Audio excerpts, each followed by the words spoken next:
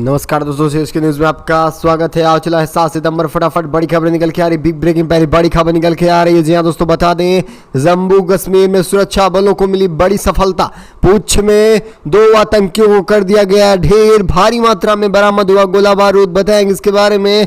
वहीं एक और बड़ी खबर, पाकिस्तान में दवाओं पर भी पड़ने लगा अकाल। जी हाँ, पूरी तरह से महामारी फैल चुकी पाकिस्तान में, जानेंगे इसके बारे में।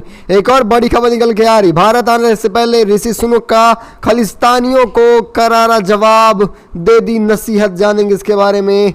एक और बड़ी खबर निकल के आ रही, जो बाइडेन आ रहे हैं भारत, कोरोना रिपोर्ट निकली निगेटिव, G20 की बैठक में होंगे शामिल, जानेंगे इसके बारे में। एक और बड़ी खबर, तालिबान ने पाकिस्तान के 6 सैनिकों को मार गिराया, 2 चौकियों पर कर लिया है कब्जा, बताएंगे इसके बारे में। वहीं एक और बड़ी खबर निकल के आ रही है। जी दोस्तों, बड़ी अपडेट निकल के आ रही है। यूक्रेन और रूस के महायुद्ध के बीच बदला गया है यूक्रेन का रक्षा मंत्री। आखिर क्यों बदल दिया गया, ये भी बताएंगे। वहीं देखा जाए, दुनिया में फिर से अमेरिका देश में पैर पसार रहा कोरोना, 9 जवानों की हो गई मौत, बताएंगे इसके बारे में। एक और बड़ी खबर, इंडोनेशिया में बुरी तरह घिर रहा है चीन, दुनिया को धमकाने वाले ड्रैगन की लग रही है वाट, अब लगाम लग चुकी है, बताएंगे इसके बारे में। एक और बड़ी खबर, पाकिस्तान में गृह युद्ध जैसे माहौल क्यों बने हुए हैं, बताएंगे इसके बारे में। वही एक और बड़ी खबर, यूक्रेन पर रूस के बम ब्लास्ट हुए जारी, 1 साल में 900 लोगों की हो गई है मौत। ऐसी तमाम बड़ी खबरें निकल के आ रही है, जिनको जानना आपको बेहद जरूरी है। लेकिन उससे पहले आपसे एक छोटा सा निवेदन है कि अगर आप हमारे चैनल पर नए हैं तो चैनल को सब्सक्राइब कर जरूर दबाइएगा, देश और दुनिया की फटाफट बड़ी खबरों को पाने के लिए। दरअसल पहली और सबसे बड़ी खबर निकल के आ रही है जम्मू कश्मीर से। जम्मू कश्मीर में सुरक्षा बलों को एक और बड़ी सफलता हाथ लग गई है। पुंछ में 2 आतंकियों को ढेर कर दिया गया, बड़ी मात्रा में गोला बारूद भी बरामद किए गए हैं। जम्मू कश्मीर के पुंछ जिले में खासतौर पर सेना को एक और बड़ी सफलता हाथ लगी है। जानकारी के मुताबिक सुरक्षा बलों ने LOC के पास आतंकियों से मुठभेड़ के दौरान 2 आतंकियों को ढेर कर दिया है। बताया जा रहा है कि सर्च ऑपरेशन के दौरान भारतीय सेना और आतंकवादियों के बीच मुठभेड़ हुई थी, जिसमें सेना ने 2 आतंकियों को मार गिराया। सेना द्वारा मारे गए आतंकियों के पास से भारी मात्रा में गोला बारूद भी बरामद किए गए हैं। वैसे आपकी क्या राय है, जिस तरह से LOC पर आए दिन लगातार आतंकियों की आवाजाही लगी रहती है, इसको लेकर अपनी राय कमेंट के माध्यम से देना ना भूलेगा। एक और बड़ी खबर, जी हाँ, पाकिस्तान में दवाओं पर पड़ गया अकाल, भूखमरी जैसे हुए हालात। G20 शिखर सम्मेलन में भले ही भारत आसमान या बुलंदियां छू रहा हो, लेकिन दूसरी तरफ वहीं देखा जाए उसका पड़ोसी देश पूरी तरह से कर्ज में डूब चुका है और पाकिस्तान की हालत बद से बदतर होती जा रही है। पाकिस्तानी सरकार के पास धन की इतनी कमी है कि उसके सरकारी एयरलाइंस तक चलने के लिए पैसे नहीं हैं। PM नरेंद्र मोदी ने कैबिनेट मंत्री के दौरान बुधवार को मंत्रियों को संदेश दिया कि वे सनातन धर्म पर छिड़े विवाद में खासतौर पर तर्क देकर उसको ख़त्म करना चाहेंगे। श्रीलंका में ये भी बात निकल के आ रही कि वो भी दौरा भी कर सकते हैं। ये तमाम बड़ी खबरें निकल के आ रही हैं। आप इसे किस तरह से देख रहे हैं, अपनी राय दीजिएगा और ज़रा बताइएगा क्या जल्द ही ख़त्म हो जाएगा, ख़ास तौर पर जो ये अभी आर्थिक स्थिति ख़राब चल रही है पाकिस्तान की, ये स्थिति कब तक सुधरेगी, इसको लेकर अपनी राय कमेंट के माध्यम से देना ना भूलेगा। अच्छा, एक और बड़ी खबर निकल के आ रही, जी हाँ, एक बार फिर भारत आने से पहले ऋषि सुनक ने खालिस्तानियों को बड़ी नसीहत दे दी है। जी हाँ, पूरी तरह से जिम्मेदारी रखी है भारतीयों की सुरक्षा की। बता दें, ब्रिटेन में खालिस्तानी समर्थकों की बढ़ती गतिविधियों पर वहां के प्रधानमंत्री ऋषि सुनक ने एक बार फिर सख्त चेतावनी दी है। ब्रिटिश प्रधानमंत्री ऋषि सुनक ने बुधवार को कहा कि उग्रवाद का कोई भी रूप स्वीकार नहीं किया जाएगा। उन्होंने कहा कि कानूनी तौर पर विरोध करने का अधिकार हिंसक या धमकी भरे व्यवहार में नहीं बदला जा सकता है। सुनक ने PTI भाषा को दिए गए विशेष साक्षात्कार में कहा कि वह हिंसक विभाजनकारी विचारधाराओं, वे चाहे जिस तरह की हों, उन पर काबू पाने के लिए उनका मुकाबला करने के लिए सरकार कर्तव्य पूरी तरह से पूरा करेगी और काफ़ी गंभीर भी रहेगी। उन्होंने कहा कि ब्रिटेन खालिस्तानी समर्थक उग्रवाद के खतरे से निपटने के लिए भारत सरकार ने अपने साझेदारों के साथ मिलकर काम कर रही है।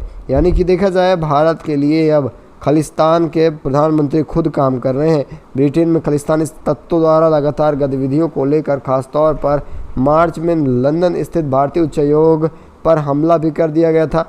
भारत में चिंताएं बढ़ा दी थी। सुनक ने यह बयान G20 शिखर सम्मेलन में शामिल होने से पहले दिया है कि अब किसी को बख्शा नहीं जाएगा अगर कोई हिंदुओं को परेशान कर रहा है तो। इसे आप किस तरह से देख रहे हैं, अपनी राय दीजिएगा। एक और बड़ी खबर, जी हाँ, जो बाइडेन आ रहे हैं भारत। जी हाँ, आपको बता दें जो बाइडेन की कोरोना रिपोर्ट निगेटिव निकल के आ रही है।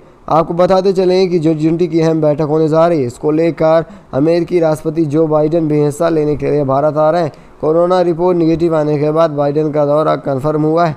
व्हाइट हाउस के प्रवक्ता बाइडेन के दौरे के लिए पुष्टि कर रहे हैं। व्हाइट हाउस के मुताबिक बाइडेन G20 शिखर सम्मेलन में शामिल होने के लिए गुरुवार भारत जाएंगे। राष्ट्रपति बाइडेन प्रधानमंत्री नरेंद्र मोदी के साथ द्विपक्षीय बैठक करेंगे। बाइडेन शनिवार को, रविवार को और G20 शिखर सम्मेलन के आधिकारिक सत्र में भी भाग लेने जा रहे हैं। बता दें कि बाइडेन की पत्नी कोरोना वायरस से संक्रमित हुई थी। सोमवार रात को बाइडेन का भी कोरोना टेस्ट हुआ, उनकी रिपोर्ट निगेटिव निकल के आ रही है। व्हाइट हाउस की प्रेस सचिव कैरीन जिन्स पियारे का कहना है कि उनमें कोई लक्षण नहीं दिख रहे हैं। बाइडेन 7 तारीख को भारत पहुंचेंगे। उनके आने से पहले हवाई सुरक्षा के साथ साथ जमीन सुरक्षा पूरी तैयार हो गई है। जो बाइडेन एयर फोर्स 1 वे भारत जाएंगे। आपको बता दें इनकी तैयारी की गई है। एयर फोर्स 1 में 4000 एक्सचर फिट का है और यहाँ पर 3 मंजिला एयरक्राफ्ट है। इसमें सेंस की निगरानी भी पूरी रखी जाएगी। आप इसे किस तरह से देख रहे हैं, अपनी राय दीजिएगा। वहीं आपको बता दें चीन के राष्ट्रपति नहीं आ रहे G20 के बैठक में। जी हाँ दोस्तों, चीन के राष्ट्रपति शी जिनपिंग G20 के शिखर सम्मेलन में शामिल नहीं हो रहे हैं।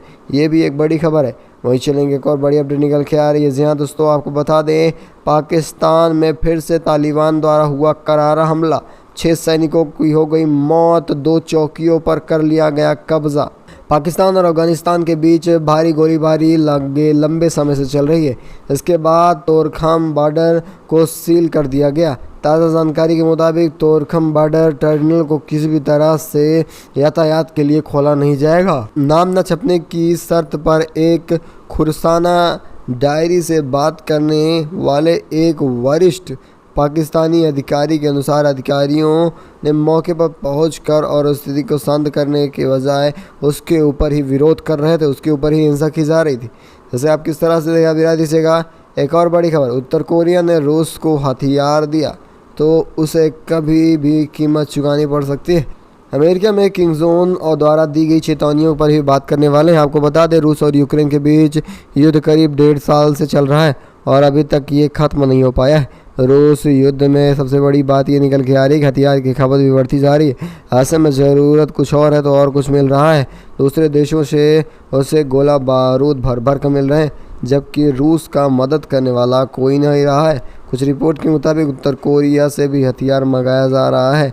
अब इससे पहले अमेरिका ने उत्तर कोरिया को चेतावनी दी है कि अमेरिका के शीर्ष अधिकारियों ने चेतावनी दी है कि यूक्रेन के खिलाफ युद्ध में अगर उत्तर कोरिया ने रूस को हथियार की आपूर्ति में मदद की तो उसे भारी नुकसान चुकाना पड़ सकता है। अमेरिका के राष्ट्रीय सुरक्षा सलाहकार जेम्स सुवन ने मंगलवार को एक मीडिया फीडिंग के दौरान कहा कि अमेरिका का कहना है कि रूस और उत्तर कोरिया के बीच बातचीत सक्रिय रूप से आगे बढ़ सकती है। वैसे आपकी क्या राय इसको लेकर, अपनी राय कमेंट के माध्यम से देना ना भूलिएगा। वहीं चलेंगे, एक और बड़ी खबर निकल के आ रही है। महायुद्ध के बीच बड़ी खबर निकल के आ रही है। यूक्रेन और रूस के युद्ध के बीच, जी हाँ, 1 इंच भी नहीं छोड़ने वाला है भारत। रूस से पहले महायुद्ध के बीच यूक्रेन को नया रक्षा मंत्री मिल गया है। यूक्रेन के राष्ट्रपति व्लादिमीर ज़ेलेंस्की ने यूक्रेनी संसद के रतुरम मेहराव व उनके नाम का प्रस्ताव प्रस्तावित कर दिया है। संसद में वोटिंग के बाद उनके नाम पर औपचारिक मुहर भी लगनी चाहिए। उनके रक्षा मंत्रालय को संभालने के बाद रुस्तम उमराव के फेसबुक पोस्ट पर लिखा गया था, मैं यूक्रेन की जीत के लिए हर संभव काम करूंगा। हम देश की एक एक इंच और हर यूक्रेनियों को आज़ाद करा कर दम लूँगा। यूक्रेन की संसद में मंत्री के रूप में रुस्तम उमराव की नियुक्ति हुई है। जो मंजूरी देने के लिए मतदान किया जा रहा है। वैसे आपकी क्या राय है इसको लेकर, जिस तरह से यूक्रेन और रूस के बीच युद्ध के बीच नया रक्षा मंत्री बनाया जा रहा है, इसको लेकर अपनी राय कमेंट के माध्यम से देना भूलिएगा। वैसे इस खास बुलेटिन में बस इतना ही, मिलेंगे आपको बड़ी वीडियो के साथ, तब तक के लिए धन्यवाद, जय हिंद, जय भारत।